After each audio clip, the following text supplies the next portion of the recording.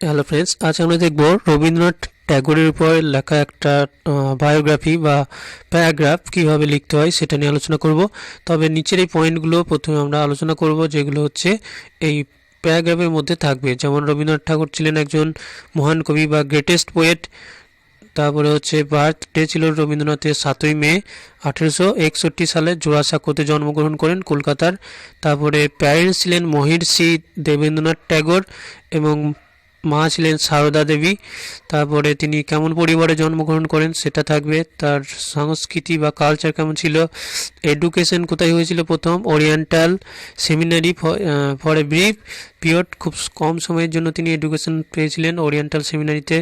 এবং letter studied at home, পরবর্তীকালে তিনি বাড়িতেই থেকে পড়াশোনা করেন। এবং 6 নম্বর পয়েন্ট হচ্ছে এ পোয়েট ফ্রম বয়হুড, তিনি শৈশবকাল থেকে একজন কবি ছিলেন। তারপরে 7 নম্বর পয়েন্ট হচ্ছে রাইটার রোড নভেলস, তিনি একজন লেখক হিসাবে উপন্যাস লিখেছিলেন, ড্রামা, নাটক, শর্ট স্টোরিজ, এখানে স্পেলিংটা মিস্টেক আছে, শর্ট স্টোরিজ ছোট গল্প, এসে, ছোট উপন্যাস এবং কিছু গান লিখেছিলেন। অ্যাওয়ার্ড কি পেয়েছিলেন, নোবেল প্রাইজ পেয়েছিলেন ফর গীতাঞ্জলি ইন 1913। 1913 সালে গীতাঞ্জলি লেখার জন্য রবীন্দ্রনাথ ঠাকুর নোবেল পুরস্কারে ভূষিত হয়েছিলেন। এবং তার এডুকেশনাল কোয়ালিফিকেশন কী ছিল, বিশ্বভারতী এডুকেশনিস্ট, একজন শিক্ষাবিদ হিসাবে তিনি বিশ্বভারতী প্রতিষ্ঠা করেছিলেন। এবং 10 নম্বর পয়েন্ট হচ্ছে এ পেট্রিয়ট, একজন দেশপ্রেমিক হিসাবে তিনি নাইটহুড উপাধি ত্যাগ করেছিলেন। ইংরেজদের দেওয়া নাইটহুড উপাধি তিনি ত্যাগ করেছিলেন জালিয়ানওয়ালাবাগের হত্যাকাণ্ডের পরে। আর 11 নম্বর পয়েন্ট হচ্ছে মৃত্যু তারিখ 7ই আগস্ট 1941 সাল। এবং 12 নম্বর পয়েন্ট হচ্ছে অ্যান ইন্টারন্যাশনালিস্ট, একজন আন্তর্জাতিকতাবাদী, তিনি জাতীয়তাবাদের ঊর্ধ্বে অর্থাৎ বিশ্বজনীনবাদে বিশ্বাসী ছিলেন। তো আমরা কিভাবে বাংলা থেকে ইংরেজিতে এই পয়েন্টগুলো ট্রান্সলেশন করব, এসো দেখি।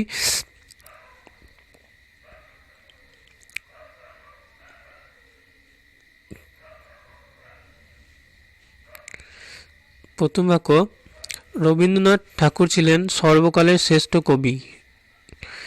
রবীন্দ্রনাথ ঠাকুর ছিলেন সর্বকালের শ্রেষ্ঠ কবি। আমরা কীভাবে ট্রান্সলেশন করব, Rabindranath Tagore was a greatest poet of all times, সর্বকালের শ্রেষ্ঠ কবি। নেক্সট হচ্ছে তিনি 1861 সালের 7ই মে কলকাতার জোড়াসাঁকোতে জন্মগ্রহণ করেন।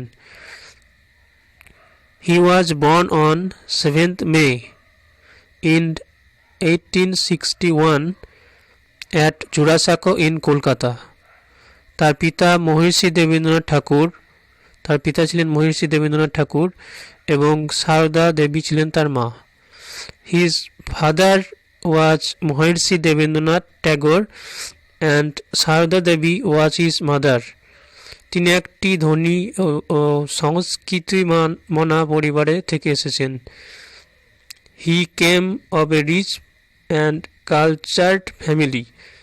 তার প্রাথমিক শিক্ষা ওরিয়েন্টাল সেমিনারিতে অল্প সময়ের জন্য হয়েছিল। He got his early education at oriental seminar for brief period. Next হচ্ছে কিন্তু তিনি স্কুলের পড়ালেখা চালিয়ে যেতে পারেননি। But he did not continue school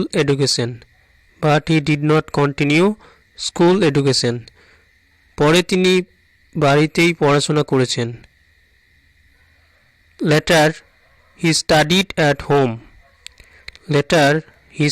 at home. Rabindranath ছোটবেলা থেকেই কবি ছিলেন। Rabindranath was a poet from his boyhood. Rabindranath ছোটবেলা থেকেই কবি ছিলেন। Rabindranath was a poet from his boyhood. কবিতার পাশাপাশি তিনি উপন্যাস, নাটক, ছোট গল্প, প্রবন্ধ এবং গান লিখেছেন। রবীন্দ্রনাথ তার রচনাবলীকে আমরা এইভাবে ট্রান্সলেশন করব, কি লিখেছেন। Besides poems he wrote novels, dramas, short stories, essays and song. তাহলে এখানে সাবজেক্ট হচ্ছে হি এবং কি লিখেছেন, নভেলস, ড্রামা, শর্ট স্টোরি, এসে এবং সং।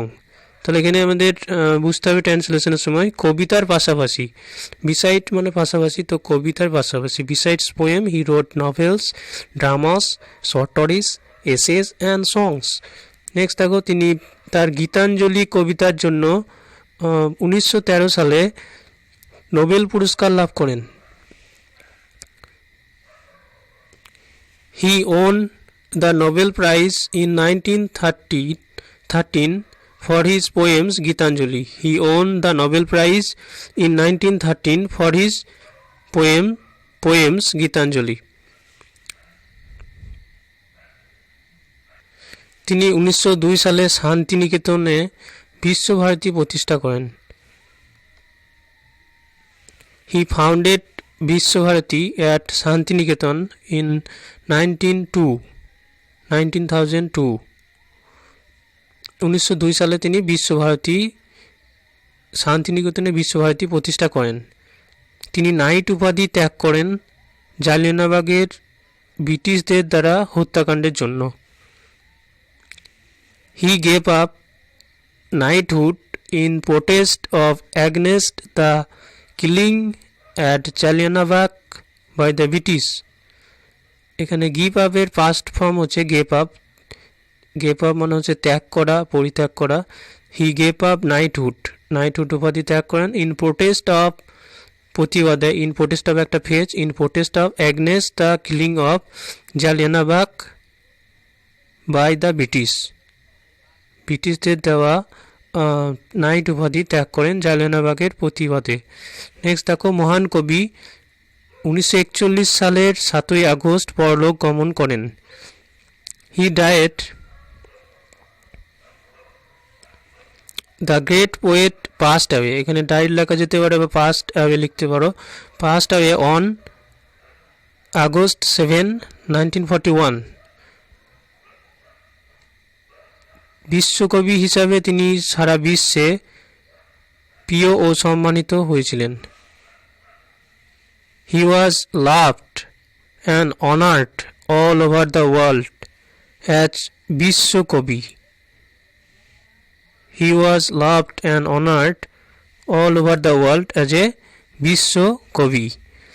রবীন্দ্রসঙ্গীত ও পশ্চিমের বৈশাখের মধ্য দিয়ে তাকে স্মরণ করি। রবীন্দ্রনাথকে মারা যাওয়ার পরেও আমরা তার রবীন্দ্রসঙ্গীত এবং পশ্চিমের বৈশাখের মধ্যে দিয়ে 25শে বৈশাখের মধ্যে দিয়ে আমরা তাকে স্মরণ করি। তাহলে we ever remember him through Rabindrasangeet and 25শে বৈশাখ। এখানে আমরা একটা মিস্টেক রয়েছে, পশ্চিমে বৈশাখ হবে না, এটা 25শে বৈশাখ। 25শে বৈশাখের মধ্য দিয়ে আমরা তাকে স্মরণ করি। 25শে বৈশাখ হলো বাংলাতে তার জন্ম তারিখ। So thank you.